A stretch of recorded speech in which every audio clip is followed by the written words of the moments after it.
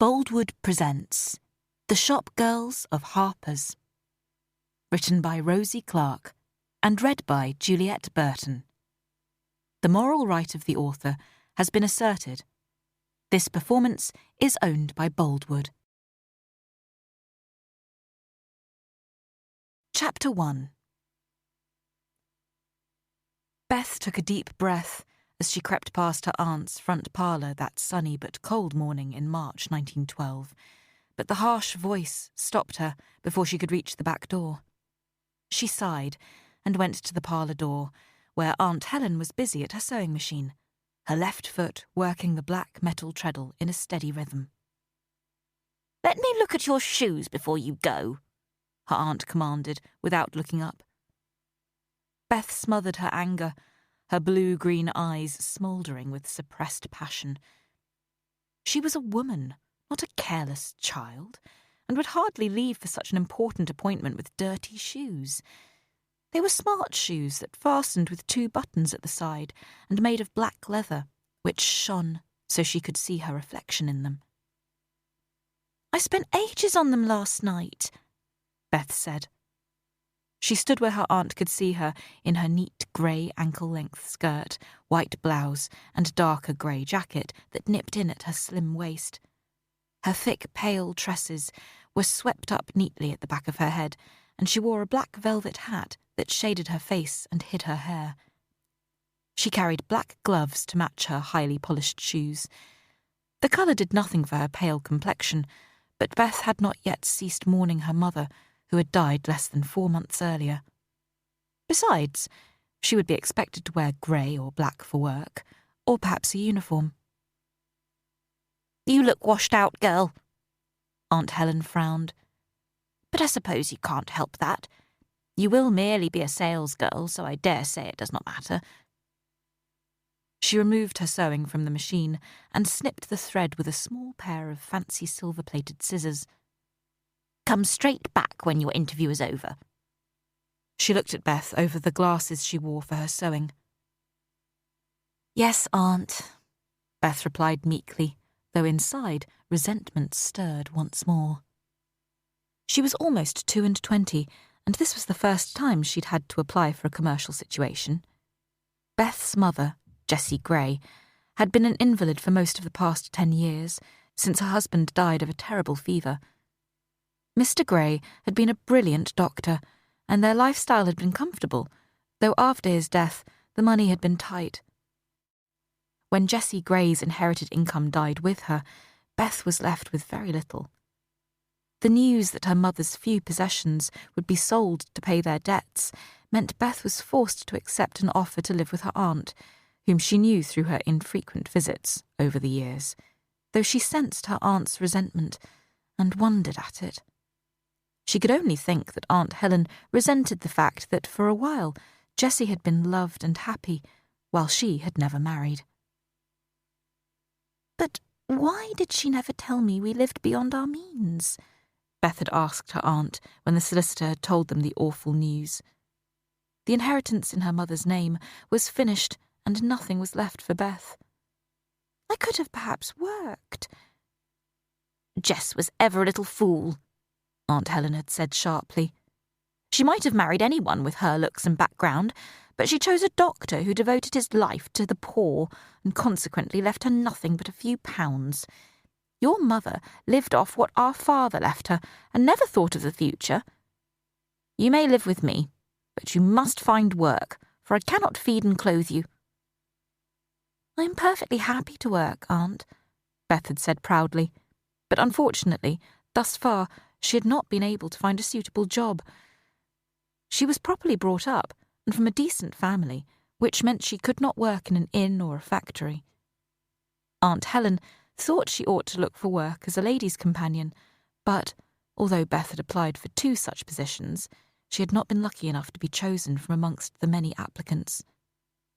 "Well, I do not know why you were not chosen," her aunt had grumbled when she was told Beth had not been selected. "You've looked after an invalid mother for years, and are capable of running after an old woman, I imagine." Lady Vera said she wanted someone with experience, and Mrs. Thompson said I was too attractive, because she has sons. Tush! Aunt Helen had looked disgusted, for it was obviously unfair. Well, you must work, Beth. We shall look through the newspaper this Friday and see what is advertised. The large advert wanting staff for the new department store in what Aunt Helen said was the wrong end of Oxford Street took up half a page of the local paper. There were all kinds of positions on offer, including cleaners, office staff, as well as a floor walker, salesgirls, and supervisors. The advert made it clear that Harper's was to be a prestigious store, set over 4 floors, with lifts, a cafe on the top floor, and, it said, merchandise to rival anything in London. It says here that training will be given, Beth had read aloud. We are invited to write an application for an interview. Shop girl. Her aunt's mouth had twisted in disapproval. I must say that I never expected my niece would work as a common shop girl. I don't think it is a common shop, Beth replied. Harper's is to be a prestigious store. Your grandmother would have died of the shame, declared her aunt dramatically. She was the daughter of a gentleman. Your great-grandfather was Sir James Minot, and you should remember that, even if Grandmamma did let the side down by marrying into trade. She had sighed deeply. If your mother had put a little by for you, you might have been saved the indignity of having to work, but she never had an ounce of sense. Mamma was ill, Beth had defended her mother loyally. She suffered from terrible headaches, and I dare say it was all too much for her after Papa died. That discussion had taken place more than a week previously. Beth had written in answer to the advertisement and received an appointment to attend promptly. The interviews were being held that morning at a small hotel just off Berwick Street, which veered off Oxford Street itself. The Malmsey Hotel was normally frequented by travelling salesmen and businessmen who stayed in London for a few nights before moving on. However, it boasted a large conference room. When Beth arrived, she was told to take one of the hard wooden seats in the conference room, which had been divided by various screens to give a little privacy. Perching on the edge of her seat, Beth glanced round nervously, because nearly all the chairs were occupied. So many girls, men, and older women had turned up that her heart sank. It was hardly likely that a girl with no experience would be given a job when there were so many applicants. Am I late? A cheerful voice asked Beth, and a very pretty girl with reddish-brown hair, a red felt hat, and a red-flecked tweed coat sat down next to her. Beth noticed that she wore a faint trace of lip colour, and her hair was naturally waved down to her nape, with a fringe that curled over her forehead. I'm Sally Ross, she said, and offered Beth her hand. I've worked in Selfridges and in Woolworths and all. What about you, love? I'm Beth Gray, and this is the first time I've applied for a job in a shop, Beth replied. Somehow, Sally's smile was making her feel less nervous.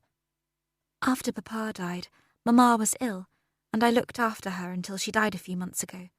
Since then, I've done nothing but help my aunt in the house. Rotten luck, Sally said, and reached across to squeeze her hand. I never knew either me dad or me ma. I was brought up in an orphanage until I was 16, and they kicked me out. I've been living in an hostel for the last 2.5 years. I had to fend for myself. That's even worse, Beth said, horrified. I had to live with my aunt when Mamma died.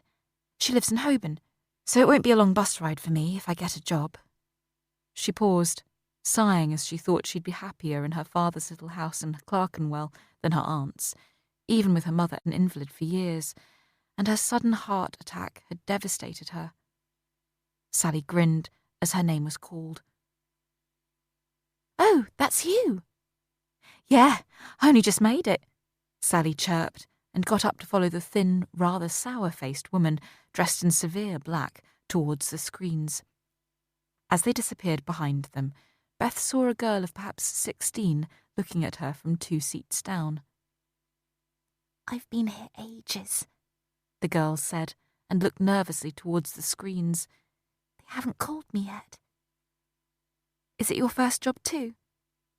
"Yes, I'm Margaret Gibbs, but everyone calls me Maggie," the young woman said. "My father wanted me to stay on at school and become a teacher, but—" She took a sobbing breath. "He had an accident at work last month and is confined to bed. The doctor says he may never walk again, and Mama can't manage without his wage." "Oh, I'm so sorry. I know how it feels to see someone in pain." "It's awful." Maggie's eyes flicked nervously towards the screens again. "I hope they give me something. I don't mind what I do." "Yes, I feel the same. It's also exciting. The papers say the new owner is American, very rich and handsome. I've been up to see the store. Have you?" Maggie nodded. Her dark brown hair was swept up at the back in a neat roll and drawn back from her face, but the wisps that escaped curled in her nape and about her pretty face. "It has blinds on all the windows, so you can't see inside, but I think it will be lovely, almost as good as Selfridge's or Harrods, though not as big as Harrods." The new store was set at the other end of Oxford Street to Selfridge's and just up from Soho Square, a fact that had made Aunt Helen look down her nose and warn Beth never to stray into what she described as a disreputable area, because ladies of an unsavoury nature walked there. She had decided to overlook it in the end, because Beth need never venture there. She would come home straight after work on the bus and eat her packed lunch in the staff room. "Oh, that is exciting," Maggie said, but looked even more nervous as she realised the importance of the store. "There are so many people here. I'm sure there are far more than is needed, so I'll be lucky to get anything, though I'd love to work with clothes or hats." "Oh, I think they want junior staff as well," Beth reassured her. "You've got a nice voice and manner, and I'm sure that's half the battle with a store like Harper's. I think it's a matter of always being polite and respectful to the customers. I hate it when assistants hover over you and try to influence your choice." "Oh, yes, so do I." "Miss Margaret Gibbs, please." A man with slicked back dark hair, slightly greying at the sides, called Maggie's name, and, with a nervous look at Beth, she stood up, straightened her narrow ankle-length skirt, and followed him behind one of the screens. Beth twisted her gloves nervously. Maggie wanted to work with clothes or hats, but she just wanted a job. Her mouth was dry, and she had butterflies in her stomach. Aunt Helen would be annoyed if she failed again. She saw Sally Ross emerge from behind one of the screens. A big smile was on her face, and she gave Beth a thumbs up as she passed her and whispered, "I'm in. Good luck." Beth nodded, but her mouth was too dry to speak.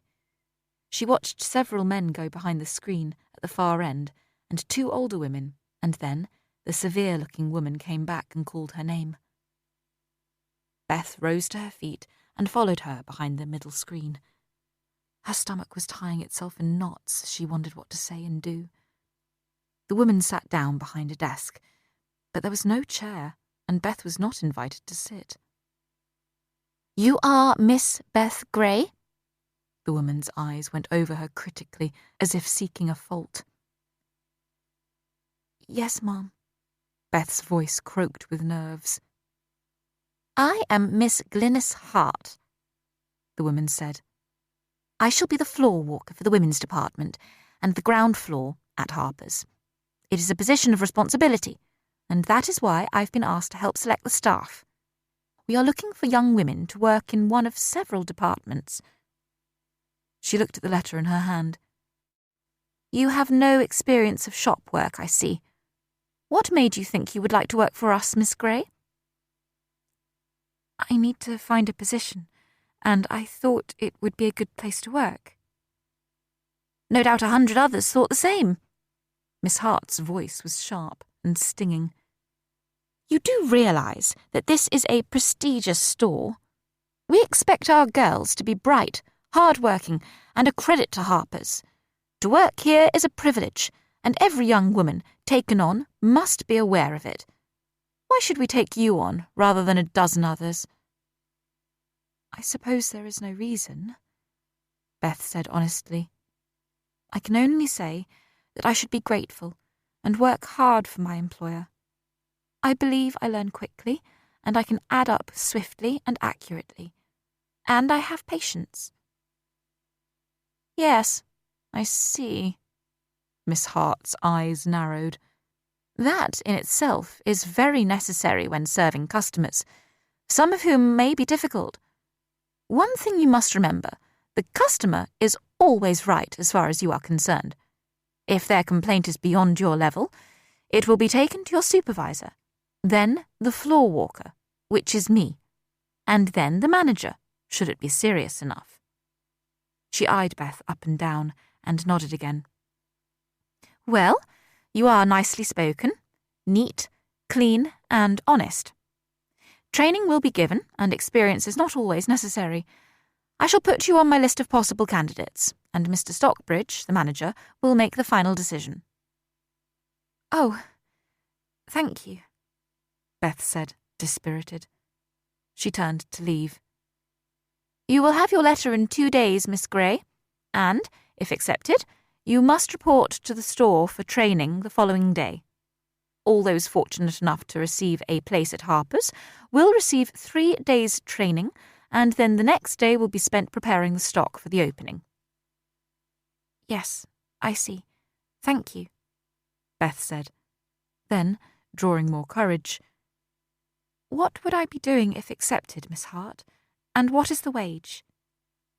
That is not my decision, she replied primly. I am here to pass on details of suitable applicants. The details of employment offered will be in your letter. Good day now. Good morning, Miss Hart, Beth said, and turned to leave. As she did so, she almost collided with Maggie, who had come from behind a screen further down. She was smiling and looking pleased with herself. Hello again, she said, and sounded excited. I've been given the job of junior sales girl. I'm going to sell hats, or at least help Mrs. Craven. I will keep things tidy and assist, and they will pay me 6 shillings a week to start. Oh, lucky you, Beth said, and wondered why she had not been immediately selected. It was worrying that both Maggie and Sally had been taken on straight away, but perhaps they'd seen a senior member of staff, above Miss Hart's level. I have to wait to see if I'm selected. I am on a list. Good luck, Maggie said, and smiled warmly. I hope you get it. Beth nodded, her eyes drawn to a woman in a smart black costume as she came from behind one of the screens.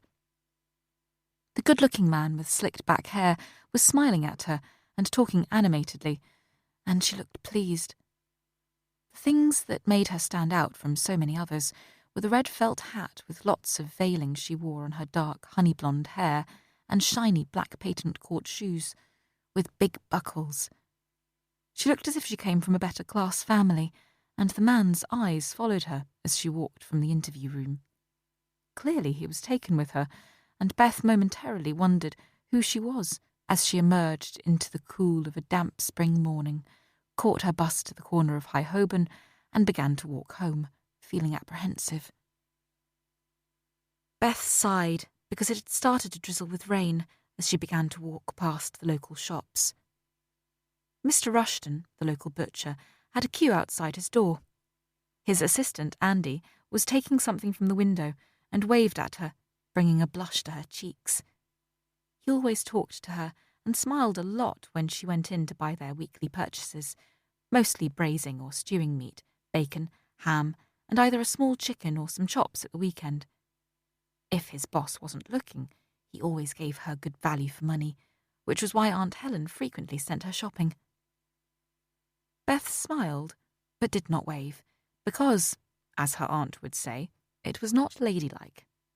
Grandmother had come from gentry, so Beth had been told many times.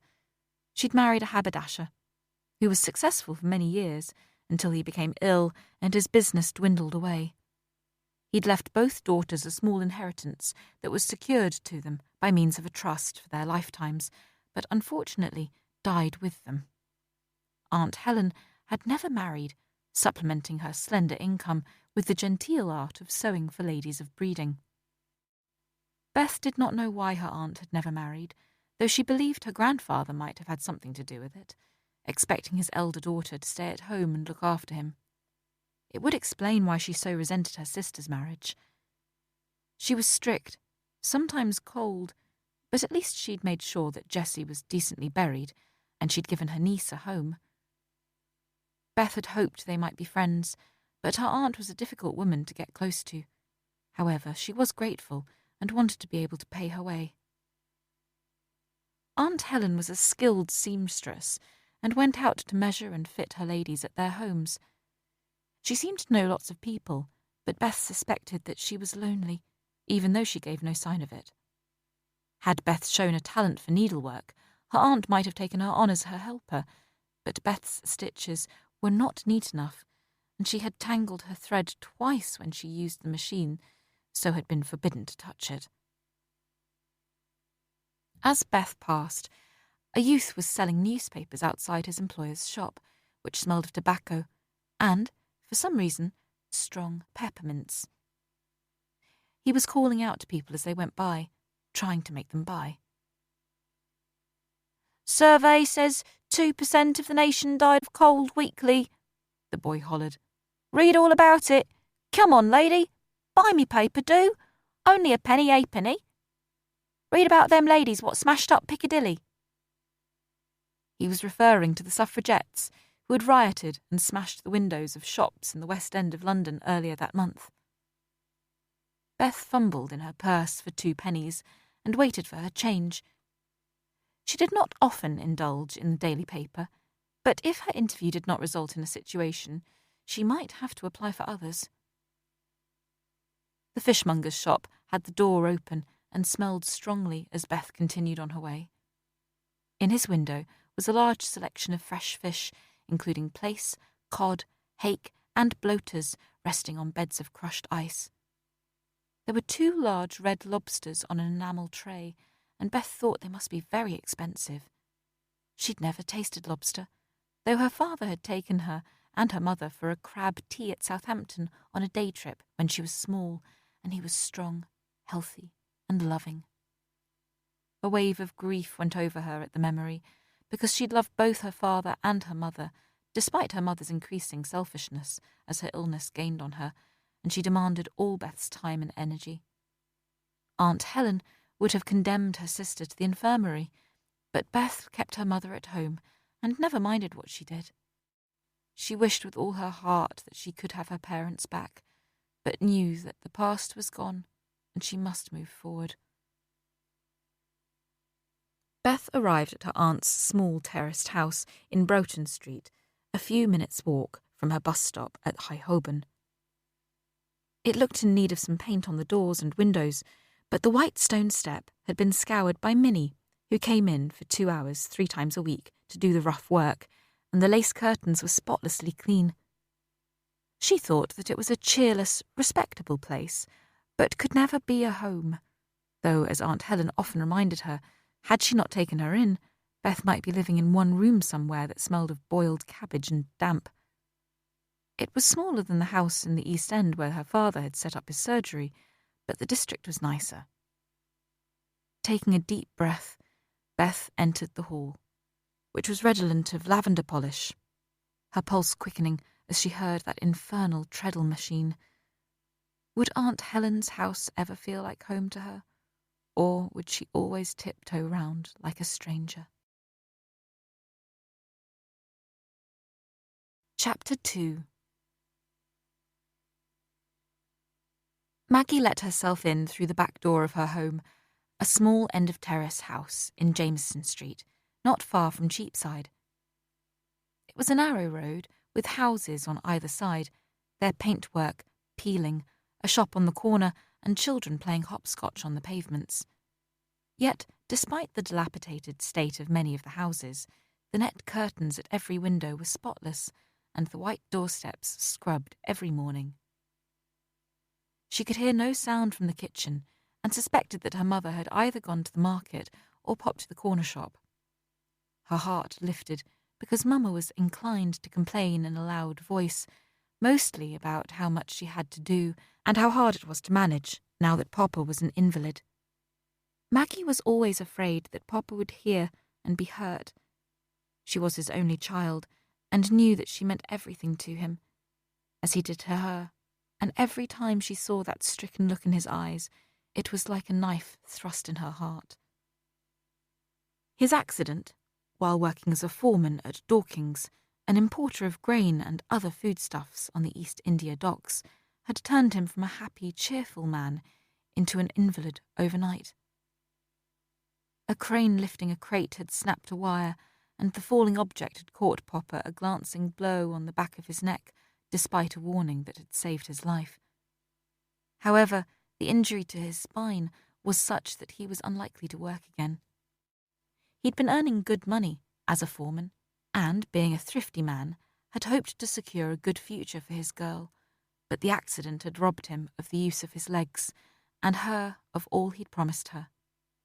All Maggie cared about, though, was that he should live, and his pain should ease.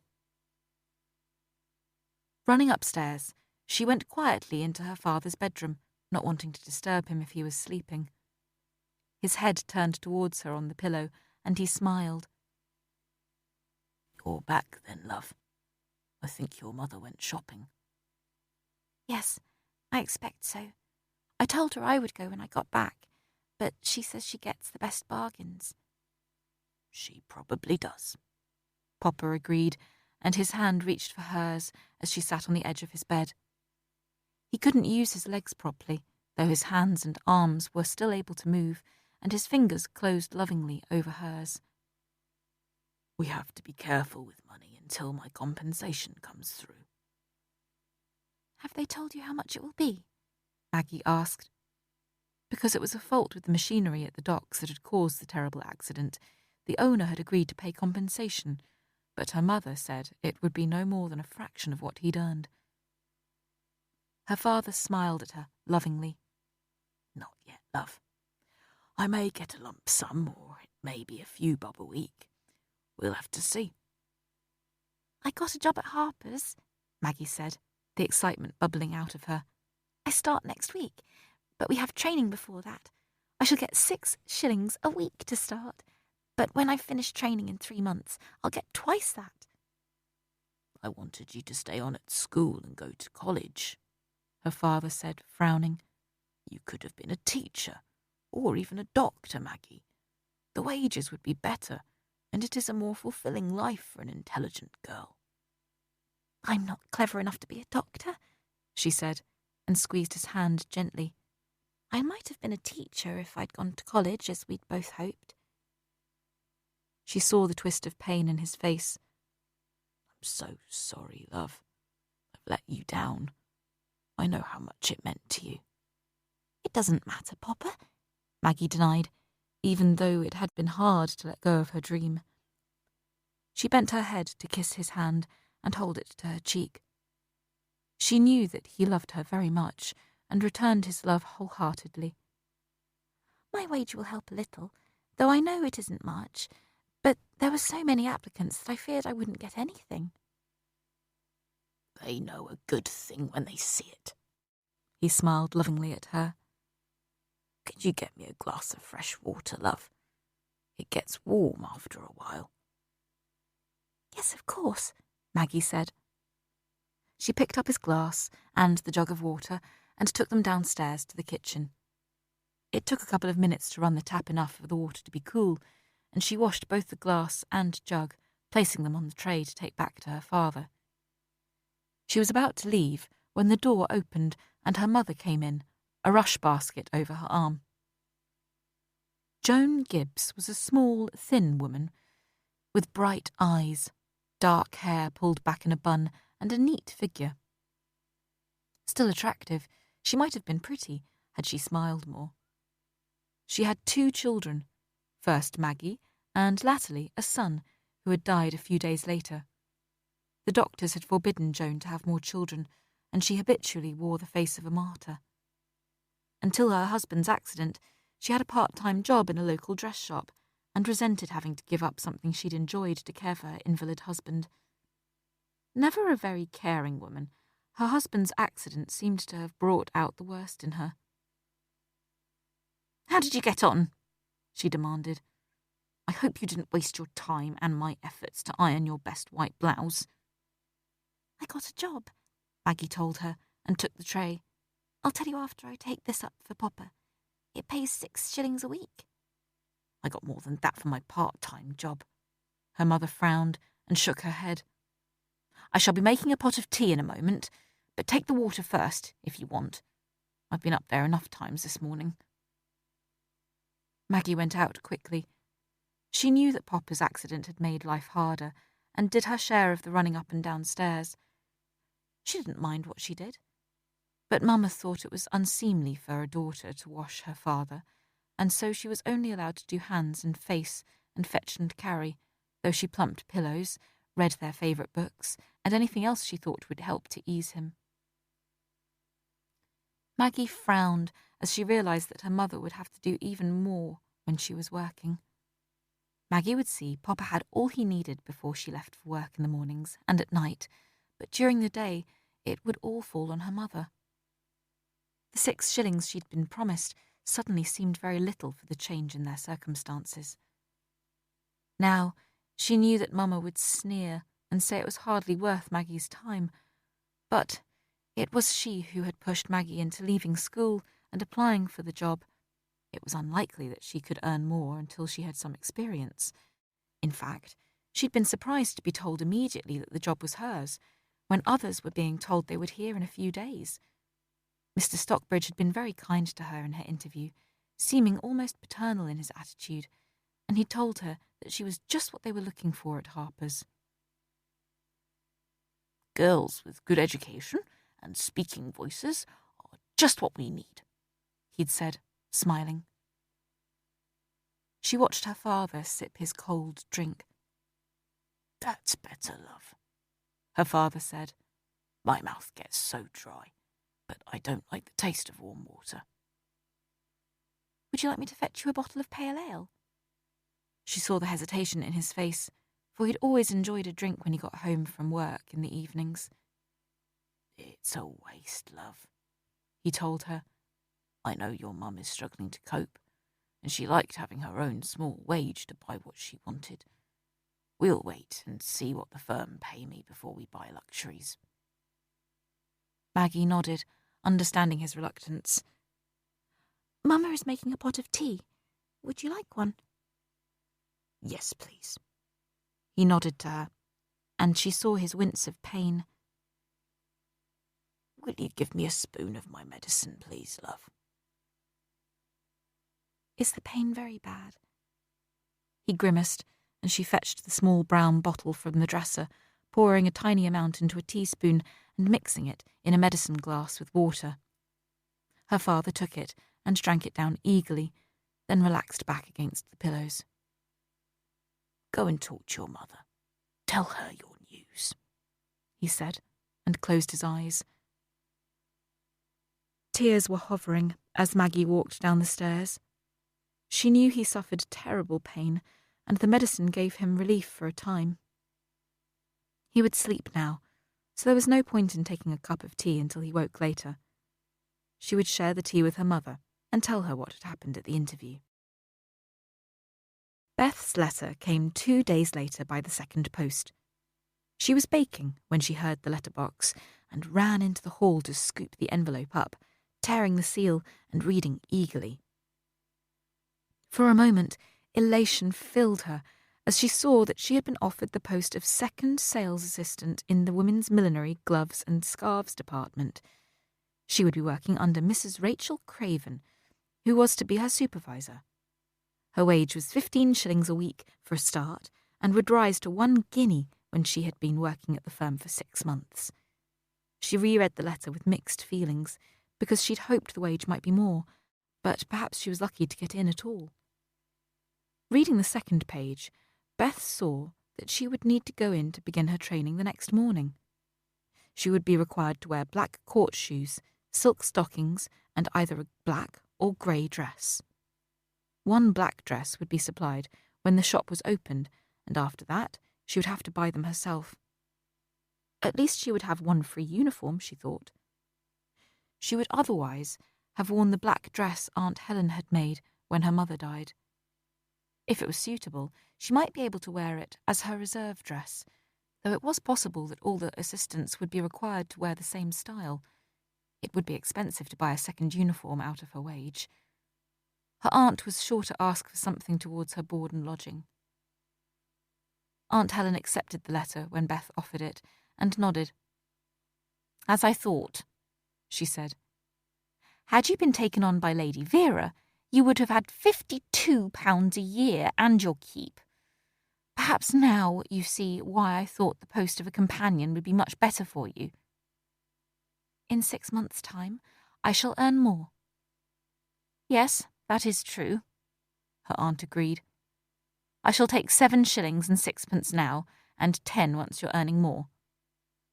"Yes, Aunt," Beth said, feeling her excitement evaporate. It would leave her just enough to pay for the bus to work and buy her lunch, which she'd estimated at 6pence a day. Her letter had said there was a staff discount, so she might just be able to afford a cup of tea and have her shoes repaired now and then, especially if she walked to work on fine days. It left little for extras like new clothes, even with what looked like a generous staff discount. "You have a decent black dress," her aunt said. "If that is acceptable, you will not need to buy another. But if it must be a certain style, I can probably copy it for half the price." "Yes, I know. Thank you," Beth said, hesitated, then, "I'm not ungrateful for all you've done for me, Aunt." "Jessie was a fool, but I know my duty," Aunt Helen said, her tone a little softer. "My sister had hopes that you would marry well, but it did not happen." "I could not leave her." Beth turned her head. She was too proud to tell her aunt that she'd once had hopes of being loved. She had lost what she thought of as the love of her life and did not expect to get another chance. Her pain had been sharp, but was muted by time now, though occasionally it came back to haunt her. "I loved her." "You were certainly a devoted daughter." Aunt Helen's mouth twisted wryly. "Well, you have taken a step on the ladder, Beth. Work hard, and who knows what may happen. Should you be made a supervisor or a floor walker, you would earn quite a bit more then, perhaps as much as 35 shillings or more." "I intend to work hard and make something of my life." Beth smothered a sigh. Rebellion flared in her heart, but she fought it down. She did try to be thankful, and helped her aunt by doing housework and baking, at which she was quite good. Aunt Helen thought her scones were excellent, and her chocolate cake, although kept for special times, was mouth-watering. For now, she must accept what she had been given and be grateful. "I shall do my very best, Aunt." "Yes, I know you will." Aunt Helen offered a rare smile. "I have nearly finished my work, and shall start on a new order this afternoon. Please make a pot of tea, and we'll have one of your excellent cheese scones with some soup for our lunch." Beth nodded and left her aunt to finish her work. Had she had a choice, Beth would have found somewhere she could live on her own, but it might be years before she could afford it. Beth told herself she was luckier than many women in her position. Had her aunt not taken her in, she might have been in a precarious position, and perhaps a part of her understood her aunt's loneliness and resentment. Because she, too, had given up a life of her own to care for an ailing parent. She just wished her aunt would be a little more satisfied with her efforts to please. Sighing, Beth returned to the kitchen and finished her baking. Once she started work, she would either have to bake in the evenings or very early in the morning. Her life would be harder than it had been, but at least she would meet people at work and perhaps make friends. Chapter 3. Beth was early for her appointment the next morning. She found a queue of young women outside the shop, which still had blinds at all the windows. Across the road, a small crowd of bystanders had gathered to watch, clearly keen to see what was going on. Beth spotted some cameras, which could only belong to newspaper reporters in the crowd forming. It wasn't Harper's opening day, which was the following Tuesday, so what were they hoping for? Some gossip they could splash over the headlines, or had they been asked to come? Only a few of the male employees had turned up yet, but as Beth saw two faces she recognised, she smiled and beckoned them to join her. "Are we queue jumping?" Maggie asked, looking nervously at the woman standing behind Beth. "I thought we didn't start until next week, but the letter said to come today, Friday?" "It's for training, and Beth saved our places, didn't you, love?" Sally's cheerful Cockney accent raised a few eyebrows, but she ignored them and stood resolutely beside Maggie, her arm pinioning Maggie to her side. "I hope we all get to work in the same department." Beth noticed that her voice alternated between her natural Cockney and the posh voice she would use for customers. "I've been told millinery," Beth offered, and smiled. "Yes, me too." Maggie looked happy at the idea. "I think that's where they will put me." Sally made a wry expression. "I wanted clothes. It's what I know best, but it sounds as if we'll be working together. At least that's something." The front door was opening, and Beth, Maggie and Sally were among the first admitted. The woman who had interviewed Beth was holding a clipboard and directing people to their various departments. Beth hardly had time to take in the look of luxury on all sides. Tiled floors of grey marble, glossy pale wood and sparkling chandeliers overhead were all a blur as the floorwalker spoke to them. Her excitement and nerves were churning inside her, making her mouth dry and the palms of her hands damp. "Ah, yes, Miss Ross, Miss Gray, and—" She frowned at Maggie over her gold-rimmed glasses. "Maggie Gibbs," she supplied timidly. "Ah, the junior. Yes, you are all to report to the first floor. You may use the lift, if you know how to. If not, take the stairs." "I can work the lift," Sally said confidently, and led the way into the small cage, sliding the outer and then the inner doors closed, and pressing the buttons on the wall next to it. "We had these at Selfridge's. I expect there will be an operator when we open." "Did you work at Selfridge's?" Maggie looked at her in awe. "Why did you leave?" "Because the floor supervisor couldn't keep his hands to himself," Sally said with a grin. "He was always touching me as I passed him, and I'd had enough. At least we shall have a female supervisor here." "Yes, Miss Hart is a bit of a dragon, isn't she?" Maggie said ruefully. "I've known worse," Sally told her grimly. "You stick with me, Maggie, love, and I'll put you right." The lift had reached the first floor. Sally opened the wire cage and sliding doors, and they trooped out into a large department with glass counters covered with paper wrappings, one of which had been torn open.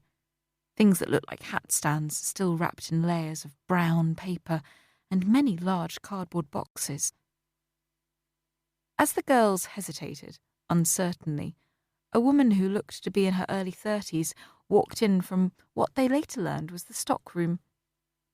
She looked directly at them and smiled, coming forward with her hand outstretched. "You must be my assistants," she said. "I am Rachel Craven. I've had experience of running a haberdasher for a while. During working hours, you will address me as Mrs. Craven, but I hope we shall get on well and perhaps become friends." Her bright eyes moved over them. "Miss Sally Ross, You are my senior assistant because you have the most experience. She looked at the right person. I've been told why you left Selfridges, and if you have that kind of trouble in future, come to me first, and I will sort it. Thanks, Sally nodded. Now, before we go any further, I should tell you what I know about the store. We're on the first floor, and next to us are the dress and lingerie departments. Above us is the men's department, which is subdivided for suits, coats, hats, gloves, underwear, and shoes. And next to that is the shoe department. The women's shoes are also on that floor. A mistake, I feel. And also children's clothing. On the third floor is a restaurant, which serves snacks like a cup of tea and a scone for both customers and staff. Also, the staff restroom, where you may go if you feel unwell. On the fourth floor is Mr. Stockbridge's office, Mr. Marco's room, and the accounts office, which is where we send our invoices and cash for change. Then, of course, there is the basement. What happens there? Maggie asked. It is the domain of our caretaker, who brings up our stock and keeps us all going. Only one? Sally Ross said. We had several at Selfridges. I dare say we'll manage for the moment. Mrs. Craven turned her gaze to Beth. I think you must be Miss Beth Gray. You are the second assistant, but you will have the gloves and scarves counter, and Miss Margaret Gibbs, you will be my assistant for the time being. That means you tidy up after I've served a customer and fetch whatever I need. It will also be your job to dust and remove covers in the mornings. Miss Ross has leather handbags and costume jewellery, 2 counters, and I am in charge of the millinery. If one or the other of you is very busy, I may send Miss Gibbs to assist you. I shall therefore instruct all of you in the way merchandise is to be handled, how to address customers, and how to take money and send it by way of our ingenious machine up to the office for change. For a start, if I am free, I shall supervise the money taken, but there may be times when I simply do not have the time, and you will have to do it alone. Yes, Mrs. Craven, they all said, and she smiled. I am sure I don't have to warn any of you about personal hygiene. We insist on clean short nails, no makeup or perfume for work, and your hair must be tidy and clean. Her eyes swept over them. Nothing to complain of here. Good. Now I think that we shall have Miss Ross in the role of customer for a start. You will serve her with gloves, Miss Gray, and you will watch Miss Gibbs. She turned her brown eyes on Sally, and Beth noticed the glint of mischief. I want you to be as difficult as possible, Miss Ross, so that our ladies understand just how much patience it takes to be a sales assistant in this kind of department. Where do I stand? Beth asked, and was told to take her place behind a counter which had several graduated wooden drawers inside. Most of the wrapping had been taken from this counter, and Mrs. Craven snipped away the rest with a small pair of silver-coloured scissors that hung from a chatelaine at her waist. Now, Miss Ross, address the assistant and tell her you need the gloves to match some shoes for a wedding. Beth took her place, and Sally approached. She looked at the counter, appearing to study it, and then touched her hair. Miss, I need some pale grey gloves, she said in a voice that shocked Beth because it sounded high class and completely unlike the voice Sally used when speaking normally. Size 5.5, please.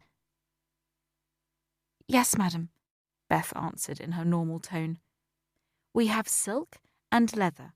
Would you like to see both? I'm not sure. Sally turned up her nose. I don't want cheap leather, and silk is difficult to keep nice. Don't you have anything else? The knitted gloves are more for winter, Beth improvised. I can assure you that these leather gloves are beautifully soft and well made. She pulled out a drawer at the back and pretended to take some gloves out, placing them on the counter. Sally pretended to pick up one pair, looked at them, shook her head, and then picked up the next. She smoothed her fingers and admired them for a moment, and then sighed. The leather is good, but they're too dark. I need something lighter. What about those? I'd like to try those, please. She pointed to another drawer in the counter. Beth went and pulled out another drawer, pretending to take out more gloves. Sally went through the motions of picking each pair up again and comparing them, and then shook her head. These are too plain. Do you not have something with a bow or a little fancy fastener? It is for a special occasion. I'm not sure, madam, Beth said, and turned to Maggie. Miss Gibbs, would you ask Mrs. Craven if she could please come for a moment, and if she is busy, ask her if we have any more grey gloves not out on show? Excellent, Mrs. Craven said. That is always a good ploy if the customer is too difficult. However, you have made the most common mistake all shop girls make when they start. She turned her bright gaze on Sally. Can Miss Ross tell you what that is, please? Do not get too many items out at once, Sally said promptly.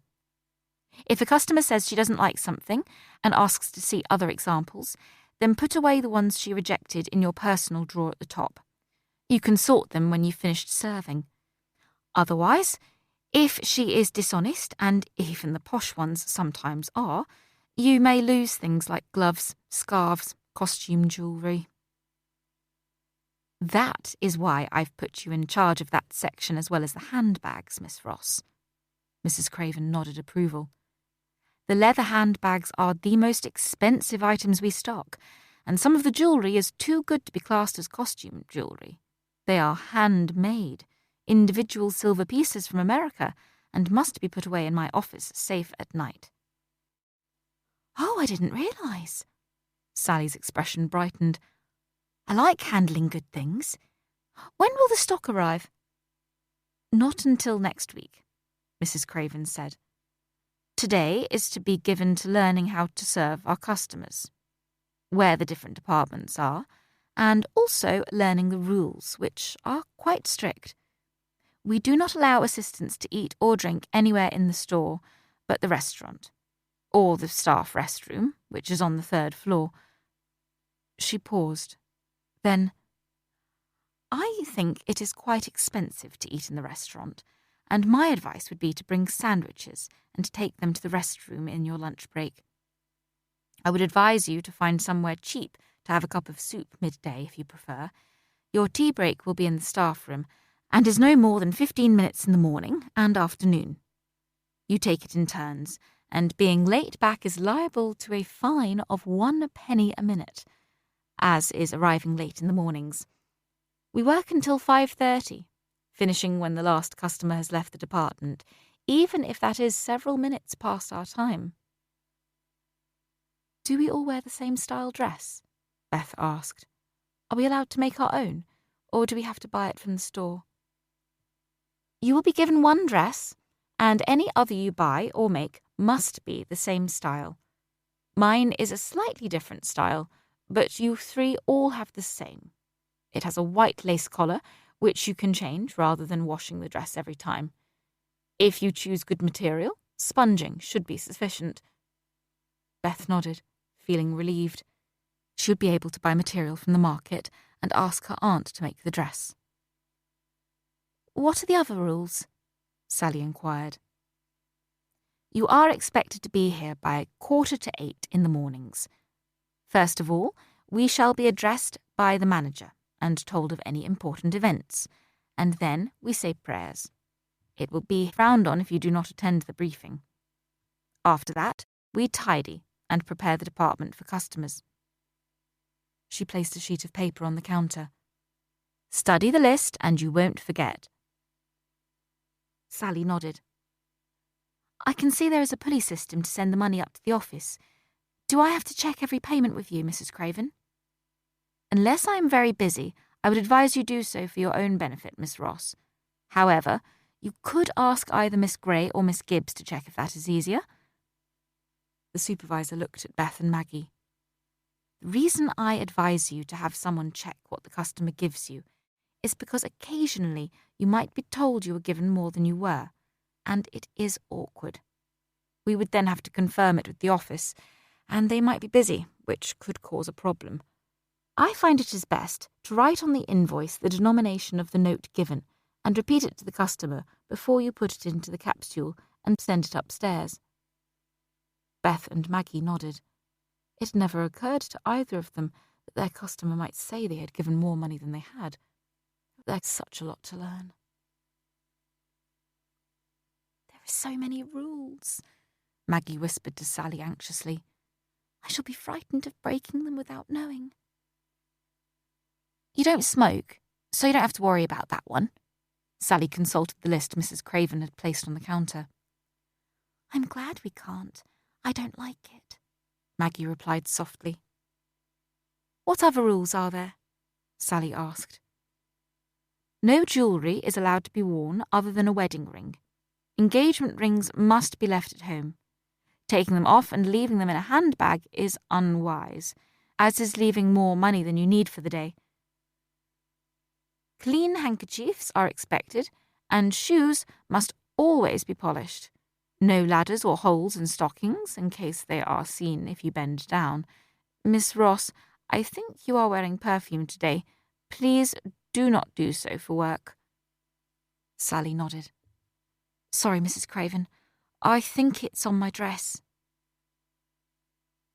"I think it unnecessarily harsh, but it is one of the rules." Mrs. Craven smiled at them. "I think I've covered most things, and if you think the rules are severe, remember that until recently, many large stores insisted that their girls live in a hostel of the firm's providing. Had that been the case, you would have had strict rules there, as well as a curfew of 9 o'clock at night." "Don't tell me I know," Sally groaned. "The hostel I live in is murder. The rules here are easy compared to some there. I hate it, and as soon as I can afford it, I'll get a place of my own to rent." "You would live on your own?" Maggie stared at her in surprise, and Sally grinned. "Just give me the chance. But if I could, I'd live with other women. Friends I could trust would make it more fun." Beth smiled, but her aunt would say the idea was reprehensible. Aunt Helen would not think that a young woman should live in lodgings without an older woman to supervise her, unless she was a widow and forced to it. "Well, we'll remove some of this paper," Mrs. Craven said, looking about her with a frown. "The cleaning staff should have done it, but they haven't got round to us yet. I want it off so that we can see what space we have available, and then we can do some more training."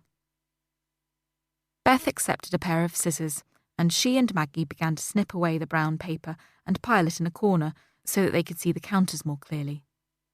For the millinery, there were 2 tall glass counters with glass shelves, where the most expensive hats would be on show, and another counter where the hats would be placed on stands, both on top and inside the glass.